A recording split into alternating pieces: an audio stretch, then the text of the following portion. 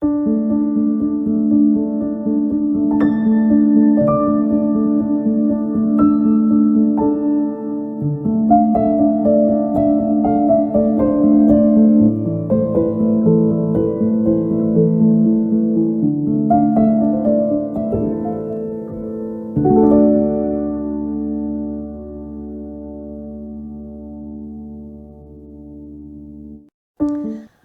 it's Amanda Taylor from Owak Glass Studio, and welcome to the next part of further manipulations with the modeling glass and glass clay.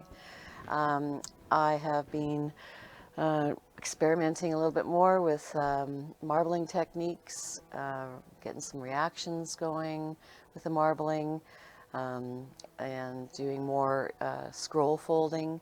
And manipulating that in the kiln as it's doing the fold, so just not letting it fold on itself. I actually go right in there.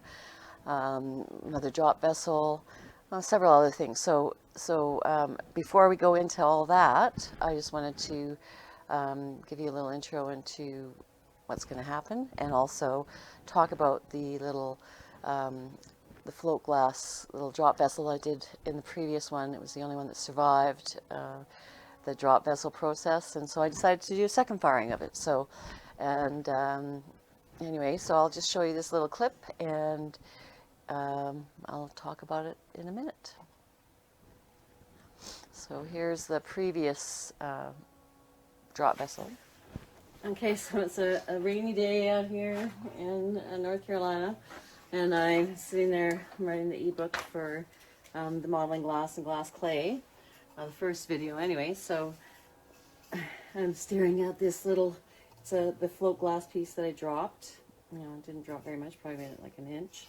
But and that was after 3 hours. So I decided I'm going to continue on with this. So I just wanted to see how far this would go.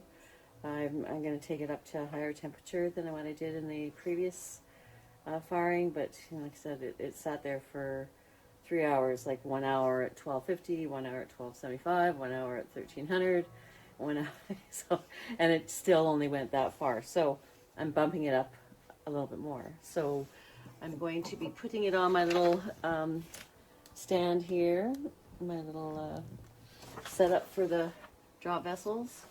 You know, so I have my, again, I have my kiln posts, place my fiberboard ring with a hole in it, fiberboard with a hole in it,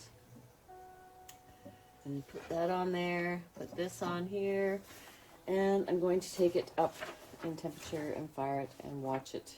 So, yes, we'll see what happens with this one. It took a long time to get to where it is, so a lot of heat.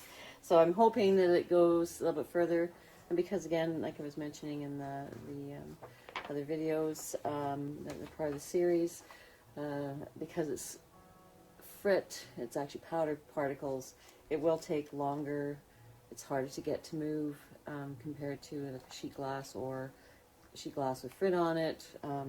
Yeah, it just doesn't move the same way. It takes a little bit of time for all those little buddies that are bumped up against each other to want to participate and go down through that hole.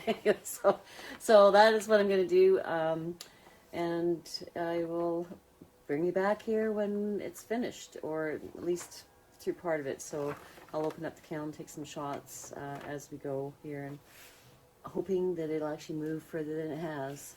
Okay, so we'll see you soon. Bye. So here's the results, which was a sad face because it did the same thing as the previous one, where, you know, I just